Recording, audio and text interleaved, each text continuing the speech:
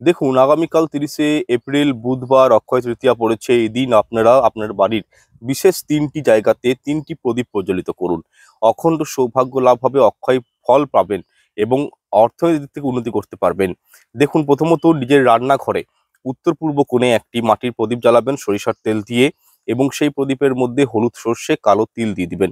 দ্বিতীয় প্রদীপটি জ্বালাবেন নিজের সদর দরজার ডান দিকে এবং সেই প্রদীপটিও মাটির হবে এবং সরিষার তেল দিবেন এবং তার মধ্যে হলুদ সর্ষে এবং কালো তিল দিয়ে দিবেন। এবং ঠাকুর ঘরে যে প্রদীপটি জ্বালাবেন মা লক্ষ্মীর সামনে, সেই প্রদীপটি সরিষার তেলের হলেও সেই প্রদীপের মধ্যে 5টি লবঙ্গ দিয়ে দিবেন ফুলযুক্ত। এবং কি শ্রী নারায়ণের উদ্দেশ্যে এই দিন তুলসী মঞ্জুরি অবশ্যই দিবেন উনার মস্তকে। দেখবেন এই 3টে প্রদীপের মাধ্যমে সমস্ত নেগেটিভিটি ঘর থেকে দূর হবে, আর্থিক উন্নতি হবে, পিতৃদোষ দূর হবে এবং আপনারা প্রচুর অর্থের মালিক।